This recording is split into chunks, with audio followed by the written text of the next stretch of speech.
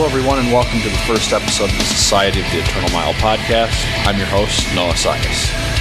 On today's episode, we're joined by drummer Joseph James, better known as Jay. Jay is best known for his work in Triumph Over Shipwreck and No Suffer out of El Paso, Texas.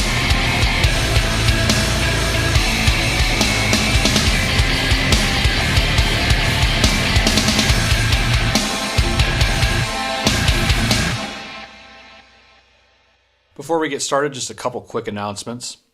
If you happen to catch the preview episode of the show, we had announced that Rafe Holmes of Insurgents was going to be on for our first guest. Unfortunately, some scheduling conflicts got in the way, but we're hoping to get him back on here for an interview sometime in the near future. Make sure you're subscribed to the show on whatever platform you listen on. You can find the show on iTunes, Google Play Music, and YouTube. Also, make sure that you're following the show on social media. Facebook, Instagram, and Twitter. All of those are at SOTEM Podcast. And lastly, if you like what you hear and would like to contribute, consider checking out the show's Patreon. Find more information at Patreon, patreon.com/SOTEM Podcast. My first interaction with Jay was in the summer of 2015 when Triumph Over Shipwreck was opening for my tour package. It's kind of an interesting backstory to me first hearing about Jay and finally meeting him. The summer of 2015 had me on the Vertebroken run with Bermuda, which was my first tour in my career. We had just finished up a very hot show in Mesa, Arizona at the Underground, and we were making our way to the next date in El Paso, Texas. While on our way to the venue, we found out that the basement section of the venue had lost power and it wasn't looking promising for it coming back on. There was a scramble to find a venue last minute. Once the dust and confusion finally settled, we found ourselves in the parking lot of a beat-up church in downtown El Paso, waiting to load in. Now, we actually need to rewind the story a bit. About a year and a half prior to this, my friend Josh Travis was telling me about this band from El Paso that he was working with by the name of Triumph Over Shipwreck. I remember listening in to a few mix sessions over FaceTime and being super impressed. I immediately went and started looking up other material released by them. Needless to say, getting back to the original story, I was beyond stoked to be playing with Triumph Over Shipwreck. So we're back in this beat-up church in downtown El Paso, and I'm making the rounds as usual when I finally see Jay walking in with his gear. I couldn't help it. I had to go introduce myself and tell him that Josh had told me about the band a couple years back. I was stoked, and so was Jay. Those guys absolutely killed it during their set, and I couldn't shut up about it. Unfortunately, that's the last time I've shared the stage with Jay, and Triumph Over Shipwreck has since disbanded. Thankfully, we've still managed to keep tabs on each other since then through social media. There's lots to talk about, including Jay's new band, No Suffer. So, here's my conversation with Jay.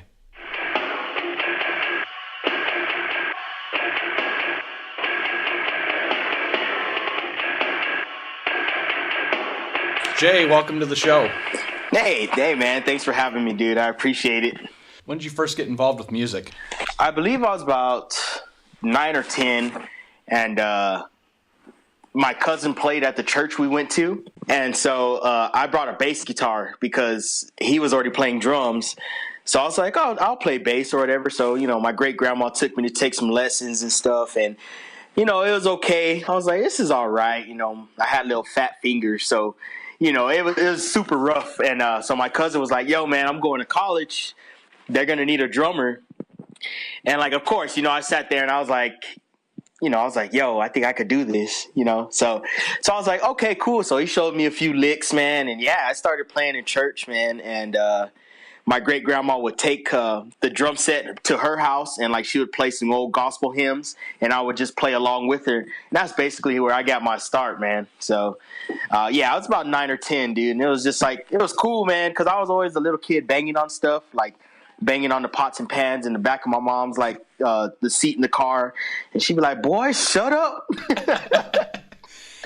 So it's always interesting to me that people that come from a church background tend to be super sick players. Oh, thank you, man. I don't know if it's just because you're so stuck, not that genres besides metal are boring, but like Right. I don't know if it's because like you're having to keep it in the pocket all the time that you're just more rhythmically aware or what. You know what, and I think so, man, because that was just one thing my cousin told me, and my great grandma. They're like, "Yo, just sit in the pocket." And at first I didn't know what that meant, man. I was like, pocket, what is that? But you kind of see the congregation kind of like bobbing their heads a little bit, and you're like, okay, like I'm controlling this. You know what I'm saying? Like. And then they start clapping, and you see the pastor kind of get that foot shaking, and you're like, okay, this is what it's all about. This is where it's at, like that feel, that groove. And I think in church, it's all about feeling, man, because you're trying to bring the spirit before the pastor gets up there and lets loose with it. You know what I'm saying? For sure. So I do agree. I think kind of sitting in that pocket really gives you that. It's really repetitive, so you're like, okay, so this next time we go around, what can I add to it to kind of give it that oomph? Yeah. So I agree with you, man. It's just sitting in that pocket, man. A lot of people don't realize that. Who were some of your early influences, like outside of playing in church? So my Uncle Lou gave me a burned CD with Metallica, Ride the Lightning. Okay. Some Rush on it. I remember Tom Sawyer was my shit. Limp Bizkit, man. Limp Bizkit and System of a Down. Like, Chop Suey was like one of the first songs. I was like, yo, that is heat. So like before anything, it was like those bands. It was Rush, Metallica. What else did I get into? Limp Bizkit, John Otto, man. Like that dude. I just thought it was like the hypest shit. And then after that, I found Slipknot, and I was like, yo, like what is this? Like this dude's like, it's crazy. That was like some of the first, that was like the fastest stuff I had heard at the time, man. And I was like, this is crazy. So after that, I met my friend, his name's Art, and he gave me a burned CD with Ed Gein, Two Dead Sluts, One Good Fuck, and the number 12 Looks Like You. And that changed my whole entire outlook on music, man. For sure. I know for me, some of those like early records to hear like as a kid, my uncle was a drummer in like a cover band, right? But, like he was super sick, and he was always like kind of held back by the groups that he was in, but it was just like regular work.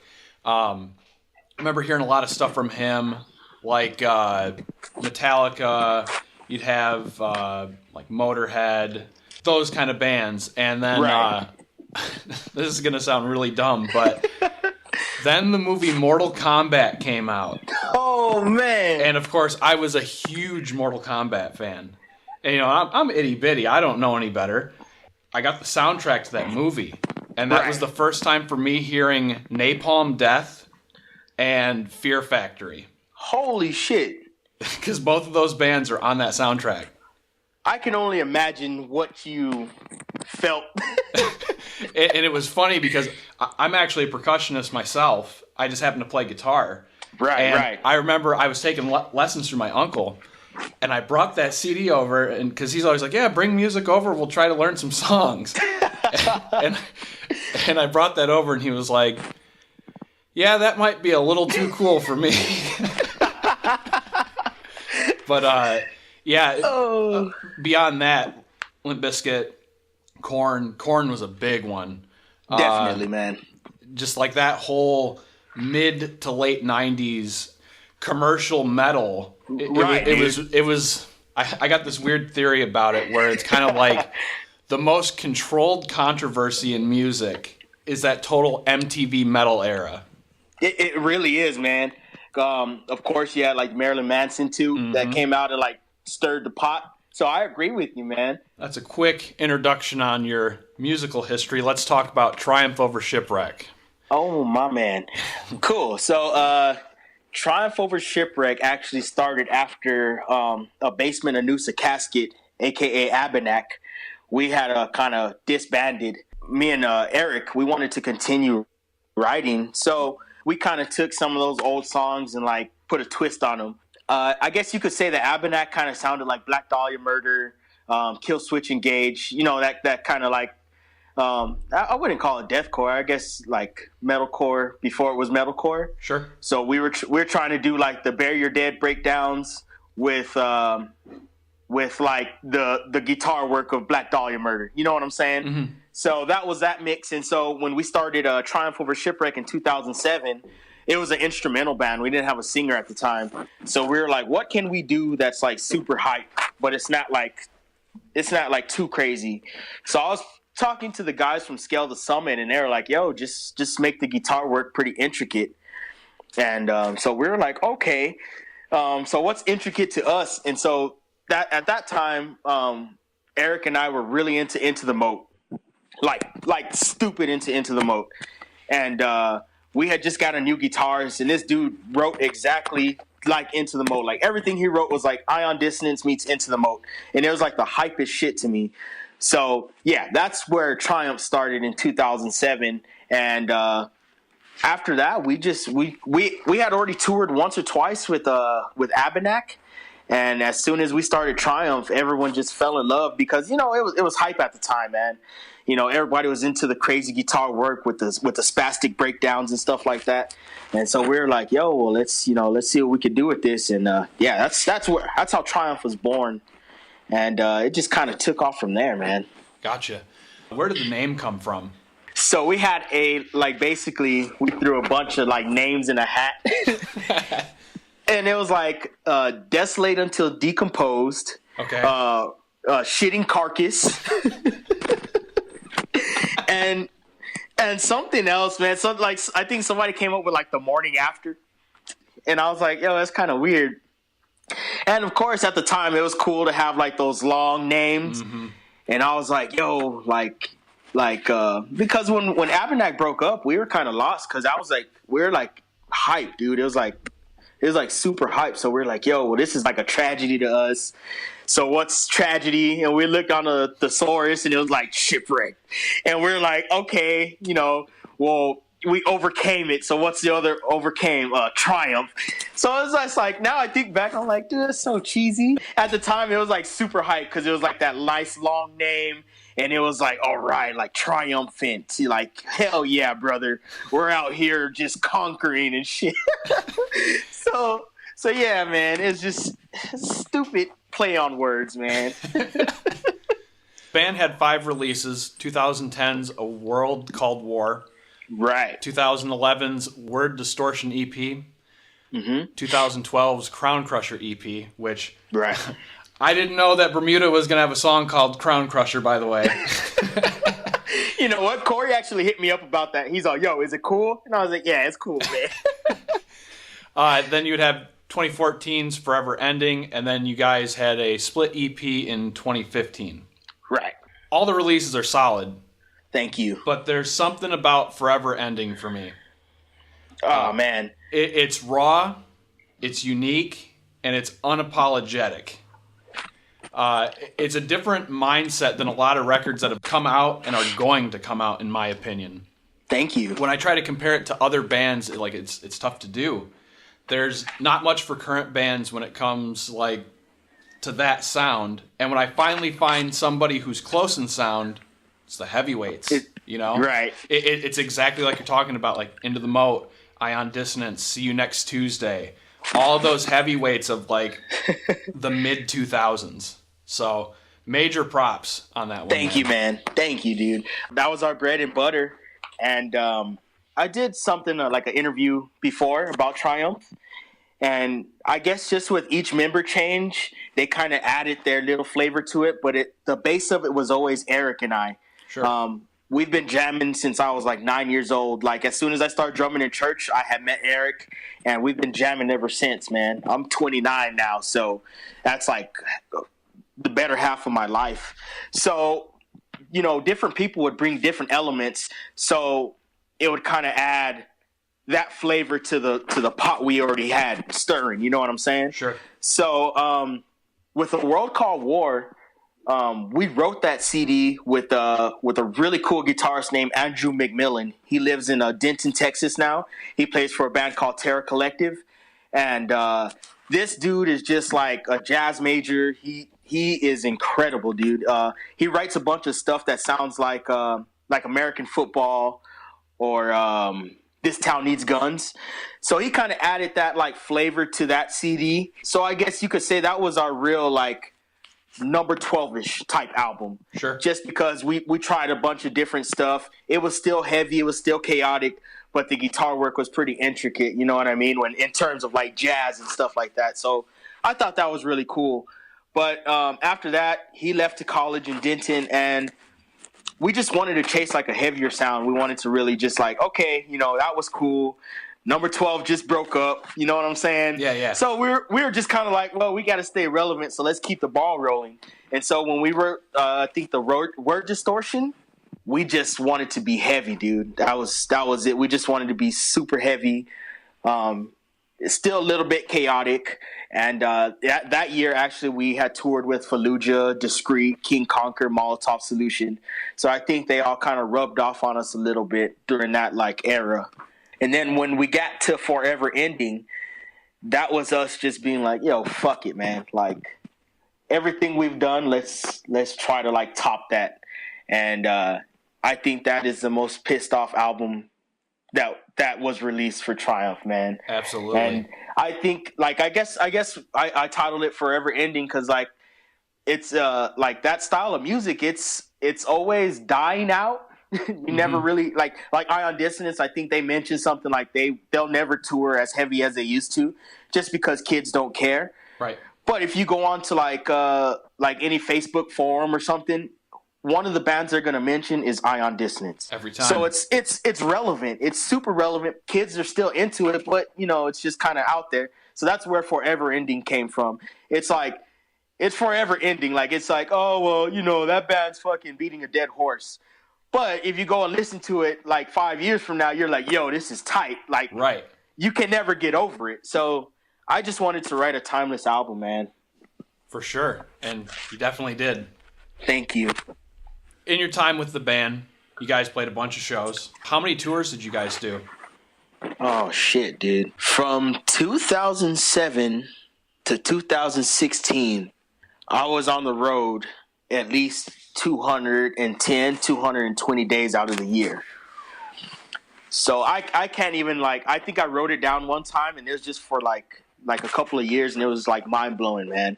And not to mention like the local stuff that we've played with, you know, opening up for a lot of our boys that came through. Like for instance, when you guys came through, we always try to like hop on those shows just because like it's going to be hype. You know, we're like, yo, this is tight. Like they're going to be in our hometown.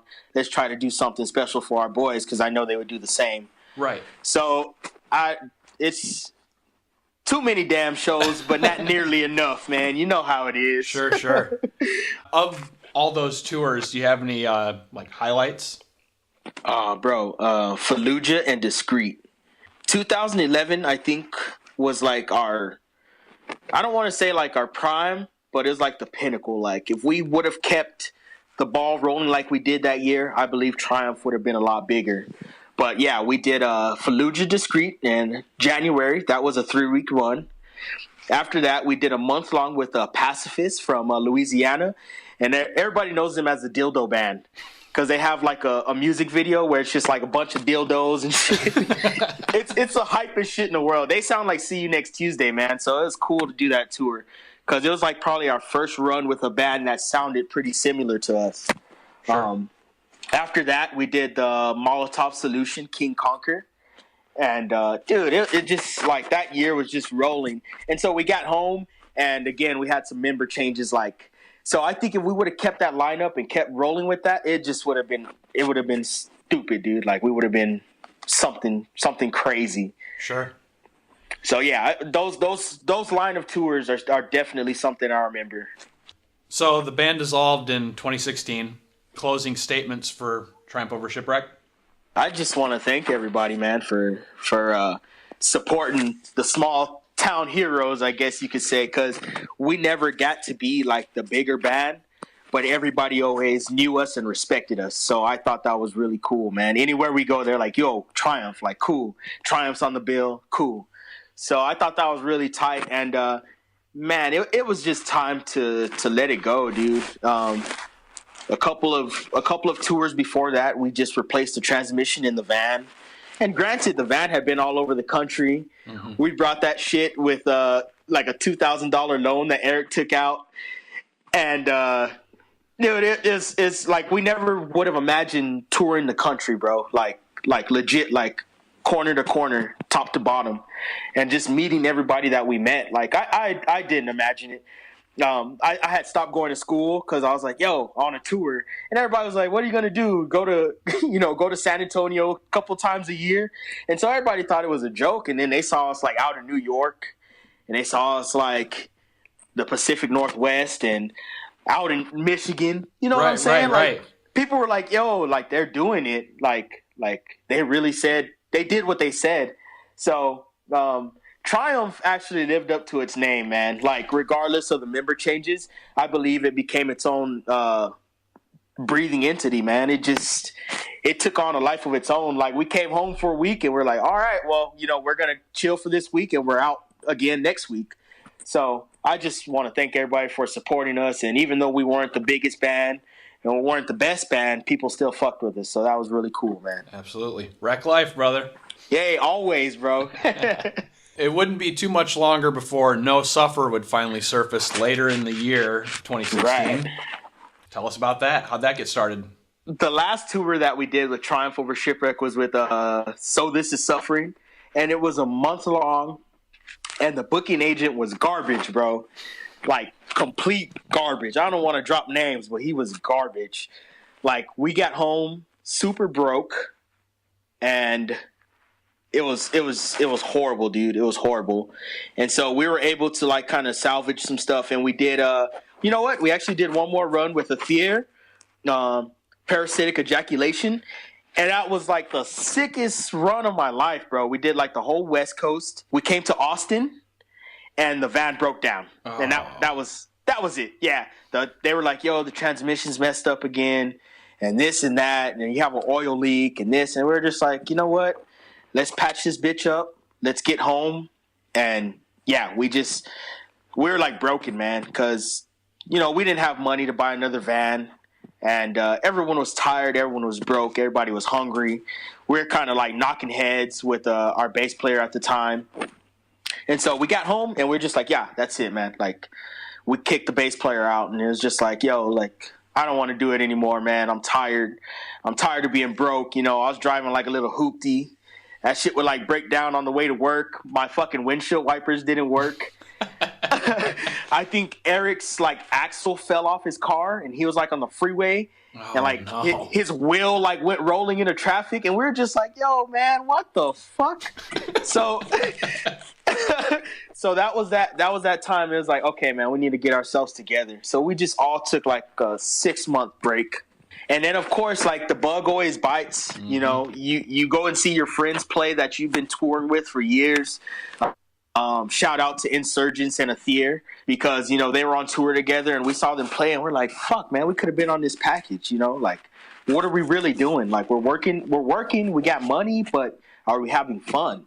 Right. And so me and Eric just started writing, dude, and we were like, yo, let's write some dark shit in vein of like Torch Runner, Nails, Gaza, Cult Leader. And that's basically where No Suffer was born, man. Larry, which did vocals for Triumph Over Shipwreck, he was like, yo, I'll play bass. And we were like, yo, like, he's stepping it up, because we didn't have a bass player and we didn't know where to find one. And we were like, all three of us were like, we could just do vocals and it'll be hype. It'll be like Ed Gein, you know what I mean? Right. And so we just started writing a bunch of shit, man. And it was just like, it was super like refreshing, I guess, because for once we didn't have to be Triumph Over Shipwreck.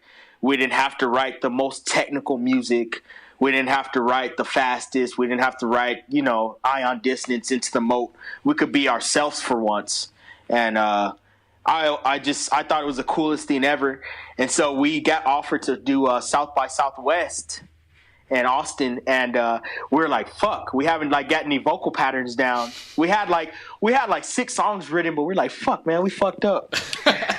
So our boy Toast, the face of the Creep Mob, he would always do merch for us and shit, and he would hop on stage and do this one section in Triumph Over Shipwreck for the word distortion, and it sounded super hype all the time. Like, every time he did it was fucking hype. And we're like, yo, you want to do vocals? And he was like literally, like he was like dumbfounded, like like he thought we were fucking with him. And I was like, hey, we'll come to the house. And he's all okay. And like we had a microphone just set up in the middle of the room. We had the PA on and shit. We're like, well, you got 2 weeks to learn 5 songs. So we like literally we just kind of threw it at his ass, man. It was hype, but like I appreciate him for stepping it up. And that was the No Suffer lineup. It was Eric, Larry, and Toast, and me. And it's been the funnest fucking project I've ever done, man. Nice. So far you guys just have one demo out, Summer 2-piece, which is awesome, by the way. Thank you, man. How's the response been to that? It's been fucking awesome, dude.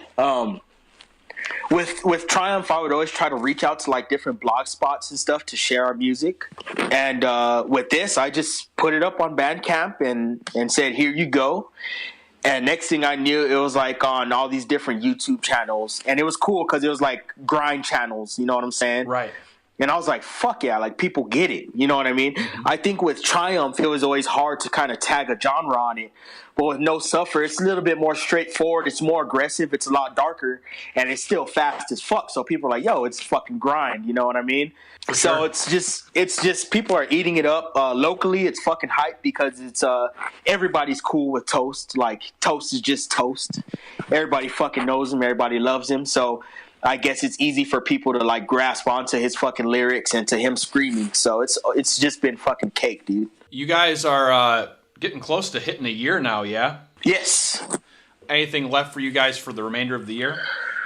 Right now we don't have any shows booked right now. We're just kind of chilling. We're trying to finish writing up the album. We have about 11 songs. And we plan on going to Albuquerque with Cameron McBride. Okay. He's actually working on his own project called Meth Witch. And if you haven't checked it out, dude, this is the nastiest shit you ever heard. Think of Nails meets Cradle of Filth. Okay. Meets Ion Dissonance. Meets Drowning. Just like straight up like Chicago beatdown. So it's like everything in aggressive music that you could love. He's doing it, and granted, it's a solo project, so he's doing everything by himself. Gotcha. So it's the most fucked up shit I've ever heard. And of course, he understands what No Suffer's trying to do, and he's just like, yo, if we could capture how you guys fucking make me feel live onto an album, onto a CD, you guys will be unstoppable. So I'm pretty much leaving it in his hands, man. He has a vision for it, so I'm excited. So that's pretty much all we have planned for the rest of the year. We'll probably do some more local shows, but as far as out of town, we're going to chill a little bit, man. Eric and I are in school, and it's a bitch. Right. Yeah, because, I mean, this stuff is totally a full-time job. Yeah, there's no getting around it. Any plans for 2018? Oh, man. We got offered South by Southwest again. I want to release the album in the beginning of next year, hopefully before the springtime. And I'm trying to take a chapter out of the book that these kids are doing now. I'm trying to get internet hype before you hit the ground running. You know what I'm saying? Mm-hmm. Because just like the era where that we're from, it was just all about touring. You know, you tour, people get to know you, and they spread it. Whereas now I've kind of seen like the change. It's just like, you know, get that internet hype, get that social media hype. That way kids will want to come see you because, like, let's face it, man, a lot of people are just sitting on YouTube and they're scrolling through Instagram and they're getting to basically see the shows for free. Right. So they're like, I'm not going to go pay $10 to see these dudes. But if you got that little bit of hype, and then they're like, okay, I want to witness this live. So it's a little bit, you know, has its pros and cons, man. For sure. So let's switch over to some gear talk. Cool. What kind of setup are you rolling with these days? Cool. So I'm playing a Sonar 2007 5-piece Birch kit. I'm using all Mino cymbals except for my Zill bell because, you know, I got mad love for John Carroll from the number 12 and I tried to bite everything that he did. So I had to keep the Zill bell. For sure. But yeah, I am playing Mino cymbals. They've taken good care of me over the years. And Drew Hubbard from Las Cruces, from Hubbard's Music. He's my dealer, and he's just been awesome, man. Anytime I need anything, he takes care of me. I'm rocking Evans drum heads, Vic Firth drumsticks, the 5Bs, the Extremes, using Thomas Speed Cobras, which I blatantly beat the shit out of, so I'm going to have to buy new pedals soon. Sure. So that's the gear setup for me, man. Any items on the wish list? Dude, the new DW 9000s with the extended footboard. That's my next purchase. And probably the Tama, the big black snare. It's like a 14 by 8 inch. Okay. So it's just nice and deep. And just think of Josh Travis, but as a snare drum. Sure. All right. All right, so now we'll kind of focus on some, as I like to call them, eternal mile questions. Okay, let's do it. When was your first tour, and what was the lineup? Oh, man. My first tour was in the summer of 2006 with a Basement and Noosa Casket, and we went out by ourselves. And it was just a Texas run. The thing about Texas is it's so fucking big that we actually pulled off a week-long tour just in Texas, man. I believe it. I totally believe it. It seemed like because, like, granted, we had gone to, like, San Antonio and played a show, but, like, being in, like, and you know what? My grandma took us out in her SUV. and she went with us, man. Wow. It was super cool, but it was just like weird because like Granny was there and we had like a hotel room every night because she wanted to sleep in a hotel. You know what I mean? Right. So that was like more like a pampered tour. So like the next run, it was like, yo, like why the fuck we sleeping on the floor, man? Like we should have brought Granny again. Would you call that run good, bad, or neutral?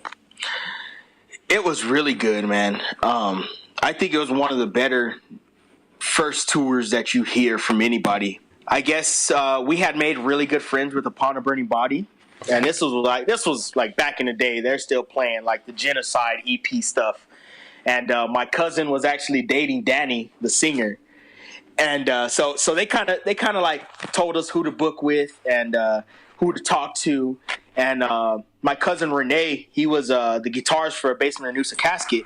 He was awesome, dude. So, you know, he had that like PR before we even knew what a PR was. He was just really awesome at talking to people and getting like little guarantees. And so granted, we were making like maybe $40-50 a night. Sure. But it was cool because like back then gas wasn't that crazy and it was just in Texas. So, you know, each stop was about 3 or 4 hours. Right. So I would have to say that run was pretty good. Like, I'm not going to lie. We were pretty spoiled on that run, man. Do you have any particular markets that you enjoy playing in? For sure. What was always a winner was like the Southwest for us. Because we had just dominated. We would always, at least once a month, we were like out in like that, like the Southwest area. So Albuquerque, you know, Las Cruces, New Mexico, Arizona, come back around and do El Paso, San Angelo, down to like San Antonio and back. And that market was just always awesome for us. South Texas was super sick. I even think that they're still doing like the festivals down there in McAllen and like the Valley. One of my favorite runs was the East Coast, man.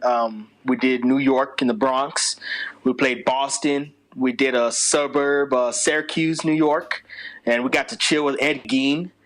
And they gave us, like, free coffee from their coffee shop. And so, yeah, it was just awesome because, like, I don't know if you've ever seen Boston Beatdown. I'm kind of showing my age here. But there's a DVD that came out like around the time that Hellfest was real cool, and it's called Boston Beatdown. And basically it was like, you know, showing like the crews up in Boston and how violent like the shows were out east, and it was still like apparent, dude. It was like some of the craziest shows. Like people were like sitting down and like fuckers were like flipping into people, dude. Like I had never seen that shit, especially for us, because we were never really like the breakdown type band. Compared to like Drowning or No Second Chance from the UK, which was like more straightforward hardcore. But yeah, people were like fucking flipping tables and chairs and shit and like throwing trash cans at people. And I was like, yo, I thought this was a myth. and it was fucking hype, dude. So yeah, definitely shout out to the East Coast, South Texas, and the Southwest, man. You mentioned San Angelo. I'm sure you're talking about like Yayas. Yes. So yeah. I have a fun Yayas story. We were direct support to Archaic. Okay. And we're at Yayas. We're going on, and the entire run for us with Archaic was kind of weird. We were kind of like the band that didn't fit. Right, the oddballs. Yeah, like I'm literally trying to do everything I can on stage right now to make you people get into it, and like arms crossed almost every night. But San Angelo loved us, as was the custom for that tour. Right. It was us, and then we had our merch guy, David Sharp, and Sharp, as we called him, was always going out into the crowd when we would get started, and he'd warm that like room up. Right. And me, I don't have the best policy if you're gonna go sit in a chair while I'm playing. Right. So I literally ran off that little stage area and I laid down on people while we're playing our opening song. So you got Sharp in the pit just going nuts. I'm laying on people, pissing people off. I decide that it's time to go back up on stage, and our itineraries did not line up, and Sharp punched me right in the face. Holy shit, man. And I'm like, I'm totally just like staggering, trying to go. I'm like, don't fall. And the band is just looking at me like, oh my God. Oh shit. And we're still playing. And there's like there's just like a brief period in between like the first song and the next song. And I'm like, blood all over the place. And I was like, I think I'm all right. And Sharp comes over to me. He's like, oh my God. I'm like, I'm good. And the kids didn't give a shit. Whole rest of that night was awesome. Like That's they fucking just sick, man. They got down. So I guess sometimes you got to take one for the team. Yeah, you kind of like, well, my fucking face hurts, but whatever. Yeah, no big deal. Oh man, and it was so bad too because it was like right. It was totally like bottom lip where like your teeth are just digging. Yeah, not great. No, not at all, man. How about favorite venues? I'll always love the White Rabbit in San Antonio. That was always home. Dude, the Pin and where's that place, man? The Pin. In Spokane. Yeah. Spokane. Yep. Dude, that was sick, bro. The sound was awesome. The venue was nice, and it was like a nice size. And there was like maybe 50, 60 people there, and it was just like insane the whole time. And I was like, wow. But I've always been a fan of house shows, man. And luckily for Triumph, we always got to do a lot of them. I think there's a place called Rudy's in Oklahoma. And it's like literally like a little shack. Like we kind of pulled up and I was like, oh, fuck. Like it looks like some Texas Chainsaw Massacre shit. and like you go inside and it's just like a little back room and it was fucking hype. And then in Denton, Texas, we always played house shows every time, dude. Like I think we played a venue once. But we always played house shows in Denton, and I thought that was the hypest shit ever. Like, at one point, I wanted to do a whole house show tour, but, of course, everybody, like, they don't want to get their house, like, too fucked up. Right. Especially with the more extremes of metal. Yeah. So, a lot of people are like, no, you can stay at my house, but not play. Sure. So, yeah. Favorite city to have a day off in? Las Vegas was always hype, of course, for, like a couple of hours, and then everybody gets trashed because they're just walking down the street with like 40s and shit. Right. So I'm straight edge, so I always had to like kind of babysit. Sure. And so like the first couple of hours, you're like, yo, this is hype. Like everybody's having a good time, and then you're like, oh fuck. Right. Like everyone's drunk right now. Yeah. But I had probably the best day off was in San Diego, man. It's beautiful. Nice. I didn't spend too much money because it's expensive as fuck, but I got to go to the beach and everything. Santa Monica Pier was always tight too. So I guess anywhere with like the typical vacation, like the beach, and you can just kind of put your feet in the sand and all that good hippie shit. Right. That was always fun, man. Yeah. For me, I'm also straight edge, so like for me, it when everybody's like, oh, let's go drink. And not that my band is like hard drinkers or anything, but it's like sometimes the rest of the tour package is all about that. Like, we got a day off and we're all in the same spot. Let's party. Right, let's get fucked up. So we were in Vegas. We had played a show, and then we had a day off, and we managed to get a hotel for cheap. And the whole next day, you know, everybody had spent the whole night just going nuts. And I was just like, dude, I am so stoked for a shower and a cold bedroom. Exactly. And the next day, we decided to find like a cheap buffet, and then I got to mark one off the bucket list for me because I'm a total nerd. We went to the Pinball Hall of Fame it's a little bit off the strip, and I'd always wanted to go there because it's like talked about a lot in that whole community. And the owner actually is from Michigan originally. Holy shit! So it's just like, yeah, of course I got to go check that out. Yeah, you're like, yeah, you got to support it. Yeah.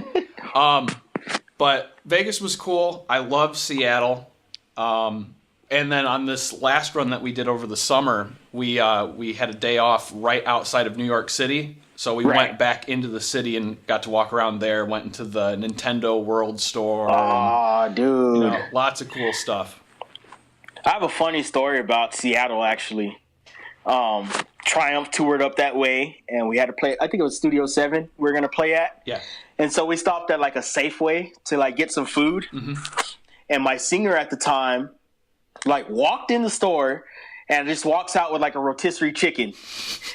And like we're already like in the van chilling, and he's like walking, like dancing, like kind of like Smokey from Friday, just kind of like crip walking in the street with like a rotisserie chicken. And like the lady's like right behind him, like with her cell phone out, like taking pictures of us, the van, and like him. And she's like, I'm calling the cops. And we're like, yo, dude, like, let's go. So basically, like, we were scared that they were going to put a call out for the van. So we just went and parked behind the venue and stayed there. Because I wanted to go see, like, Bruce Lee's, like, gravesite. And it was, like, my first time up that way. And I wanted to enjoy it. But, yeah, we ended up sitting outside the fucking venue for, like, 5 hours, like, scared. Because this fucker wanted a rotisserie chicken. And it was, like, funny as hell because we're, like, pissed off.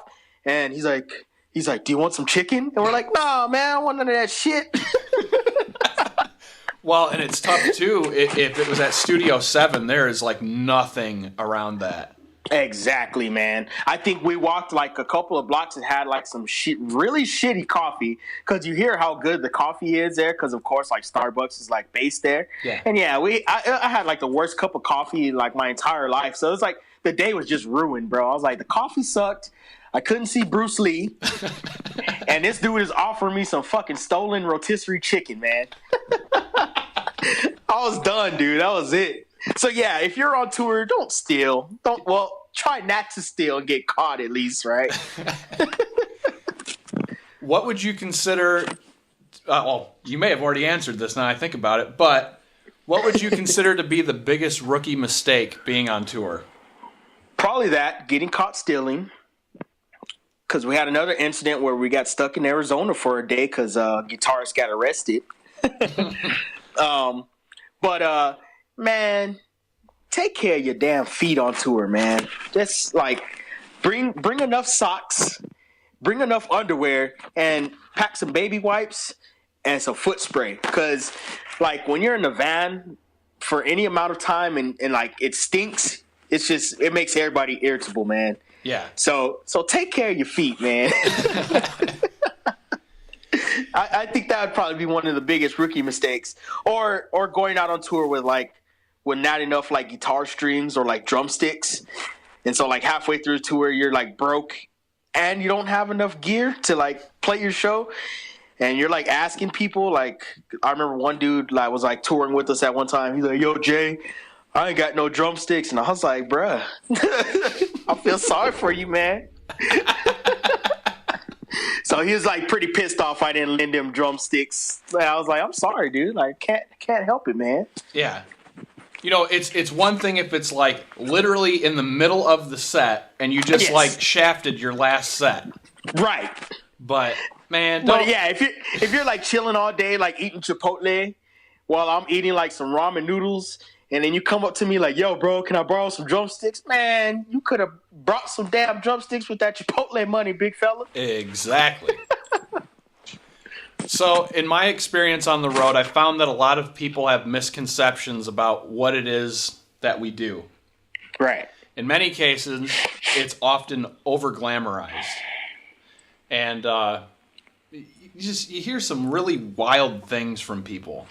Like, what's some of the wilder things that you've heard or been asked in regards to being on the road? Oh, God. So I was dating this girl like in 2010 when we had just released A World Called War. And we released the album in October. And the next week we went out like on a little supporting tour. You know what I mean? And so like basically this girl's like older sister told her that like I had just dropped a CD and I'm going to get hella groupies and I'm going to forget all about her. And like, so she like broke up with me right before that tour. And she's like, yeah, you're going to be fucking bitches and blah, blah, blah, this and that. And I'm like, yo, like literally the only people that go to my fucking shows are like big ass metal dudes with like big steel toe boots. Like, I ain't trying to kiss them, you know what I'm saying? So it's like totally like the opposite. Like, oh, you know what happens in the green room, and there is like, let's be real. Like half these venues, there's no green room. No, there's no backstage. There's no hookers and groupies and shit like that. Like, granted, there's some thotties out there, but like for the most part, man, it's just a bunch of dudes. Like, it's like a big ass locker room, like a traveling locker room. Asking for the Wi-Fi password. Yeah. Hey, there you go, man. If you have fucking Wi-Fi, you have the fucking key, bro. Oh, yeah. That's the truth. Yep. I don't know how many fucking Starbucks we've been to just sitting there for hours just because the Wi-Fi is free. Mm-hmm. So I agree with you, man. But yeah, misconceptions, man. Just like, oh, it's a big-ass party. One of my bosses was like, are you done with vacation? And I was like, man, I just been sleeping in the van for fucking 2 weeks. Like, it was hardly a vacation, bro. One of the wilder things that I've been asked was, doesn't it get expensive having to fly to every date? And I was just like, well, I guess if I had that Metallica money. Right. You're getting a private jet to each show because you can't stand each other, so everybody has their own jet. Yeah. That'd be sick, bro. No, it doesn't happen that way, man, at all. Here's a question that's like widely debated. Hotel stays, good or bad? Oh, geez. You know what? I'm going to say bad. No, you know what? Every hotel that we've been to has been okay. I'm not going to sit here and act like they're all trashy because it's not that bad. But oftentimes it's always cooler staying with like a friend or something just because you feel more comfortable. Like oftentimes they have a nice place where you can park your van and not worry about that shit getting broken into by like a crackhead or something. Because some of these hotels, man, you're just like, as soon as you pull in, you're like, holy shit. Like there's like 5 crackheads on the corner staring at us, man. And so you're like worried as fuck. So sometimes hotel sleep's not the best sleep, but it definitely outweighs sleeping in the van, man. Because like I think you mentioned, you just wanted a cold shower, a nice cool room just to like relax and just put your feet up. But yeah, sometimes hotel sleep is sketchy sleep, man. Most of the time, unless it's in a clearly, secure location, it's always the rule of thumb that either we're going to sleep in rotations in the van, so if anything does happen, it's covered. But usually we're all about that Walmart parking lot life. and okay, so I'm going to be honest. I think that's sometimes the best time because not many people know this, but Walmart has free Wi-Fi. Mm-hmm. So if you park close enough, you can kind of chill a little bit. You got a restroom. If you need to buy anything, you can buy it. There's like hella food. And like, even if you like get smart about it and like we had a little grill. So we would just go inside and buy like a big ass pack of steaks and like grill in the parking lot. And it was just always hype. Cause like, even if you don't get that much sleep, it's still like cool, like just hanging out and kind of shooting the shit and not stressing out about who's going to pitch in for the hotel room or, that kind of stuff. So right. Walmart sleep is definitely an adventure. So to further the point of, misconceptions, let's go over some of the less glamorous moments in your career. So do you have any horror stories from the stage? Damn, man. So one time I had a friend help me like get on stage, and I was like, yo, just grab my pedals, man. And so when he grabbed them, the linkage came loose, but I hadn't realized till we were already like, because we were kind of rushing. We got there a little bit late, and it was like, all right, you guys are up. So we just kind of ran on stage. So yeah, like I played one show just like single pedal because like the linkage came loose. I played one show where my fucking beater went flying out of the pedal. So I didn't have any pedals until like they stopped, and I was able to like, okay, talk for a little bit. Let me fix this shit. I've had Eric jump into my drum set and like everything just fall apart. And we had like one more song to play. And I was like, thanks, man. I've had the China cymbal just kind of slide off stage and just like fall off the drum riser.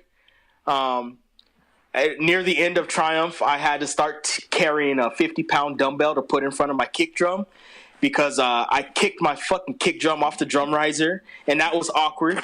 I think drummers have it pretty fucking bad on stage, man. It's just, especially like my friends that play with like, drum triggers, or they have like samples and shit. Mm-hmm.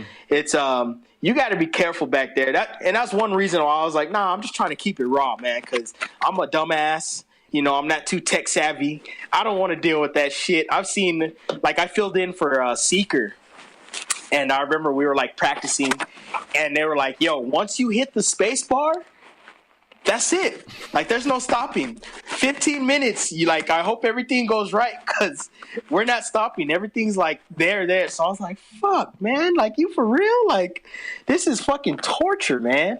So definitely, I guess just trying to put on a show for people while still trying to make sure your gear's intact. Because I've seen you slam on stage, man. You're fucking swinging the shit out of your guitar, and I'm sure you have some horror stories about that, man. I got one for you from I think the venue's Blue Phoenix. Is that in Albuquerque? Albuquerque. Yep. So again, on that infamous Archaic run. So Yaya's, I think, had just happened. Oh, God. And so it's like, sweet, my mouth really hurts. And now we're heading to Albuquerque. And it was like shortly after Halloween. Oh, God. And they still had Halloween decorations up. And this was a show that the Arms Crossed was alive and well. Oof. And, but I was almost winning them over. Almost. I was like, all right, let's do this. Let's feel this. So I decide I'm going to go real dumb. So I'm like, I got my guitar and I'm just whipping it around, and I realize, oh, fuck, I'm stuck. So I'm literally playing way up here, like, and I'm trying to come down.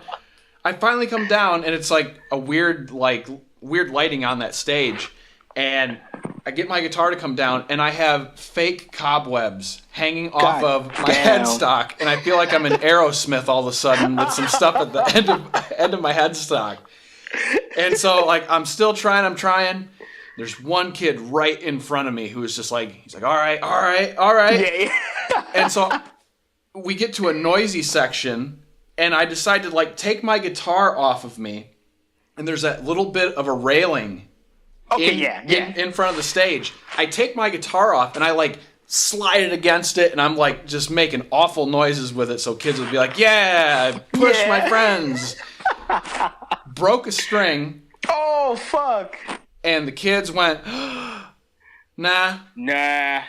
So, like, the whole rest of the set, I was total just poo-face the whole time. Yeah, just like why me? Yeah. Why me?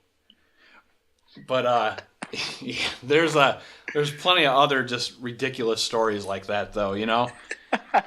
What's the worst situation, like, either promoter-wise or just show-wise that you've been in? Oh, shit. Damn, there's been so many. Mm-hmm. That's a lot more common than people think, man. We played in Oklahoma one time, like in front of a movie theater type place. Okay. And we played in, like, you know, the area where you buy the popcorn and shit. Yeah. and it was fucking insane, dude. This was Eric was like fucking climbing all over the fucking counters, and like kids were like beating the shit out of each other. And we get done, and it was like a fucking packed show, man. It was insane. Like, I didn't know what to expect, and I was like, cool. And so we're packing up our shit, and we're getting ready to leave, and we finally find the promoter. This dude has like half of a foot, you know, like a club foot. Okay. And he was just a real dick, and like we're like, okay, you know, maybe just pissed off, you know, because you know he wasn't dealt the best cards. You know what I'm saying? Sure. And so this dude's like, we're like, hey, man, well, we're getting ready to roll out because we got a 9-hour drive, and we're just going to try and knock it out tonight. We're just wondering what's up with our guarantee. You know what I'm saying? This motherfucker hands us $2. $2, dude. $2. What was his reasoning? He's just like, oh, well, you know, like the rest of the money's for a benefit. So this is what this is. And I was like, yo, why didn't you say it was a benefit show to begin with, man? Like, all of a sudden, it's a benefit show? And I was like, $2? I was like, yo, like, we're way out here. Like, we're from El Paso. I was like, so it's not like we're around the corner. I was like, you know, like, I don't mind it being a benefit show. You just should have, like, specified that. And I was like, just keep your $2, man. Like, I don't even want it. Yeah, like, yeah, because at that point, why even humor him, dude? That was like so I was like that was probably the biggest like spit in the face. And then like playing like the bigger like quote unquote festivals. We played in Austin, Texas at the Music Farm, I think it's called. And it was like in November, so it was cold as fuck. We're out in the middle of the fucking forest, you know. So we play our show, and fucking promoter takes off. Like gone, like fucking gone, bro. Like deactivated his Facebook. Oh man. Like this motherfucker was a professional, bro. He deactivated his Facebook. His phone wouldn't like accept any calls, and yeah, he just disappeared. And the booking agent, like, we just left fucking pissed off. I think I cracked a cymbal that night because it was so fucking cold. Yeah. And so it's just like one of those shows. Like, man, we should have just fucking stayed home. And you know what? That was with parasitic ejaculation and a theater, and that was the fucking night that our van broke down, and that was the fucking that was the needle that broke the camel's back, man. Gotcha. It was like so yeah. Thanks, motherfucker, in Austin, Texas, that fucking ran out. Man, that sucks. I get it though. Like that, it's just one thing after another, and that's it. You can't deal with it. Yeah. So yeah, that guy pretty much ended Triumph. So anybody that misses Triumph, you can message him, and I'm pretty sure you know who he is because we talked about it on our fucking Facebook. Yeah, but yeah. So that was actually the one that was like, yo, this is fucked up, man. Like, we just fucking came down here, fucking played this badass show. There's probably like 10, 15 kids there. So, like, that doesn't matter, dude. We always throw down for anybody. Right. But it was just the fact that it was, like, freezing cold. I broke a cymbal. And we didn't get paid. And then our van broke down. And that was like, man, what a shitty night. Lastly, what's one of the most random things to happen at a show for you? Oh, man, there's been a lot of those. Okay, so you're straight edge. Yeah. How many times do guys just like fucking big ass metalheads? They just walk up to you and just start giving you shots. Pretty common. I would say weed is more common than anything. Weed. Yeah. Okay. So there's this. It always happens to me, but there's like this one time. It was funny as fuck. Because like I was saying, Eric's like my big brother, so he's just always like taking one for the team. So this dude, like every time we'd play like a slamming breakdown, this motherfucker would walk to the bar, get a line of shots, and bring them to the stage and give everybody shots.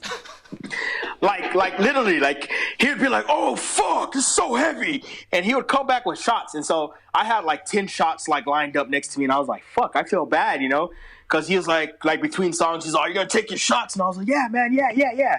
So like, Eric like takes a break and he just takes all the shots at once. Oh man. It was like 10 shots of like whiskey. Oh, dude. So we got to our last song and Eric's like falling over. He like fell into his cab and I was like, holy fuck. I was like, I'm so sorry, dude. Like, my bad, man. You know, like, I wish I could have drank that just so you didn't have to experience that. Because that was like I think that was like the most random show. Because like, we had just like this stupid breakdown at the end of the track, and it was the last song, and Eric just like played it open and just like laid on the floor, and people thought it was like the hypest shit, but like in all reality, Eric was like fucked up. Right, man.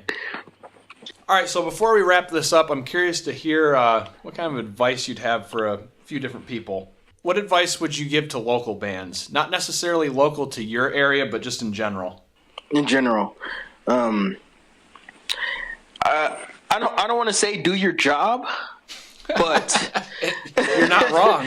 Yeah, like if so you're put on a show with intent to bring a few people out and to kind of entertain people long enough so that they're able to stick around and check out the touring act.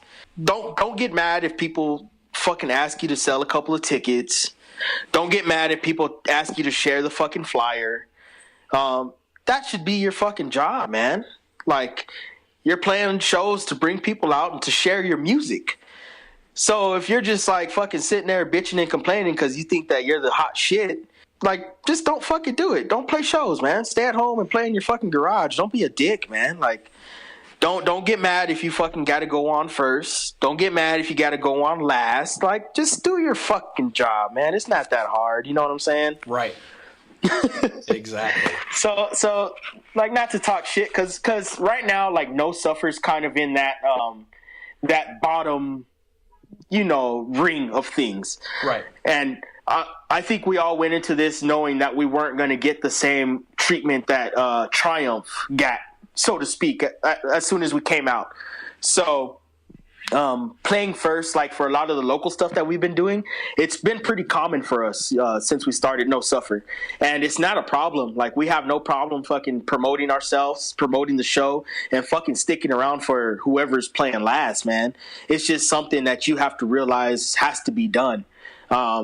In El Paso, there's this band called Cloud 49, and they're fucking sick. They put on a good show. They promote the fuck out of their shows, and they stick around. And not only do they stick around, but they stand in the fucking front and watch whoever's playing last, dude. It's fucking great.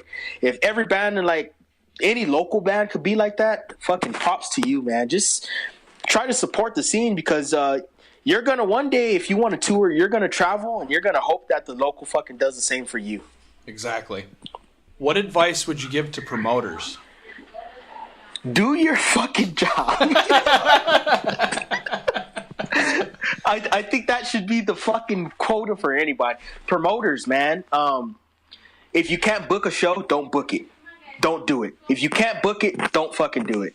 It's simple as that. If you know that the venue's shot, don't book it. If you know you're not going to be able to put your full effort into promoting it, don't book it. It's simple as that. If you got to sell tickets, fucking do that. If you got to do giveaways to get people to fucking come out to the shows, fucking do it, man. It's hard, because I've been there. I've booked shows, and I've been like, yo, this is tough. But, you know, at the end of the day, if you promise a band something, just fucking come through with it, man. Because these people are driving hours and hours, and they're relying on that one fucking show to kind of be like, okay, cool. Like, we get an extra $20-$30 of gas just to make it to the next gig. You know what I'm saying? Right. So it's kind of like they're our lifelink, man. If promoters fuck us over, then usually that whole rest of the tour is pretty fucked, man. What advice would you give to bands hitting the road for the first time? Don't fucking expect every show to be banging. It's not going to happen. And I would say make as many friends as you can. And I learned that from Pacifist when we toured with them in 2011, because they played more of the spastic stuff. And, of course, they had the dildos. I'm going to mention that again because it's funny as fuck. But so everybody, like, you know, especially like the tough metalheads, they weren't into like the dildos. They thought, shit's fucking weird. So but the cool thing about Pacifist is they made friends with everybody. So, like, I would talk to people like, yo, man, how long have you, like, been a fan of Pacifist for, you know, whatever? And they'd be like, honestly, bro, I don't really like their music, but they're cool as fuck, and I've just made friends with them. So I think one thing is to make lifelong friends. Like me and you, for instance, we had never met, but just because of word of mouth, it seemed like I knew you forever. You know what I'm saying? That it wasn't fucking weird when we met. It was like, yo, this is my boy. You know what I'm saying? Right. And like, how many other people have we like heard of word of mouth? Because like you said, it is a society. Yeah. It's a community, man. And people should be able to reach out to you, be like, hey Jay, who you got in this area that's trustworthy? And I should be able to be like, yo, hit up this person, you know? Right. So again, make as many friends as you can. Be friends with the fucking promoters. Talk to the sound guys. Talk to the venue owners. You know what I'm saying? Talk to the people sitting at the bar that don't even give a fuck about the show going on. Just be cool, man. Don't show up with a rock star mentality, because your ass will be playing to nobody. Exactly. So before we go, we have something that's not related to music. EP Barbell. Go ahead and do a quick plug for that. Oh, fuck yeah. Thank you, man. That's the little baby of myself, my friend Ramon, my boy An, and Raul. And we just kind of came together and we just wanted to do something a little different. And what's really cool about it is we're all pretty much like metalheads, and we all like used to go to shows together and shit. So it was like cool because we were able to talk about that. And then when we all got into like weightlifting and powerlifting and stuff like that, we were like, yo, let's just start a fucking crew. Let's do some competitions together. And eventually I started coaching. And we started offering like personal training and stuff like that. But yeah, it kind of goes hand in hand, man. Ramon was my first coach that I ever had when I got into powerlifting. And I actually would train while I was on tour. So it was cool because he was like, yo, where you at tonight? Where you playing? Who you playing with? Like, you know, here's your workout. Try to get this done if you can. And he was just always really cool and supportive about, you know, the touring. And even when I would come home and I didn't have money, he was like, yo, man, you should really start coaching people and start training people. That way you can make some money and you can have money for tour. So it kind of went hand in hand. It, you know, EP Barbell kind of gave me like a job that I didn't have to like stress over. You know, I still had free time to go to practice and rehearsal for the band, and I was able to show up and like train my clients and stuff like that. So yeah, EP Barbell, we offer online coaching for novice and intermediate powerlifters, also general fitness. We also do have a podcast that we're trying to get out there. So yeah, EP Barbell is my new little baby aside from No Suffer. Cool. And best way to find information on that? Hashtag EP Barbell on Instagram. We have a Facebook, El Paso Personal Training. Like I said, Instagram, Twitter, at EP Barbell.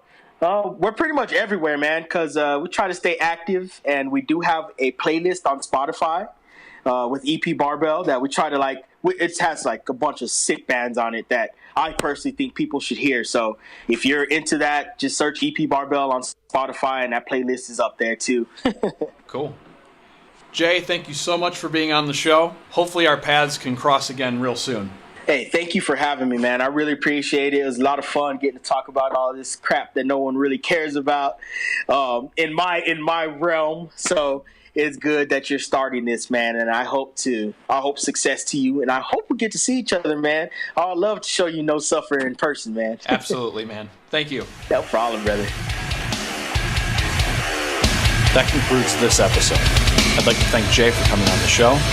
Be sure to check out the Triumph Over Shipwreck discography on Bandcamp, and also follow Jay's new band No Suffer on social media. There's also Jay's personal training service called EP Barbell. You can find them on social media, and they have a podcast, so check that out as well. Don't forget to follow the show on all social media, and if you've enjoyed what you've heard, stop over to Patreon and show your support. I've been Noah Sias, and thank you for listening.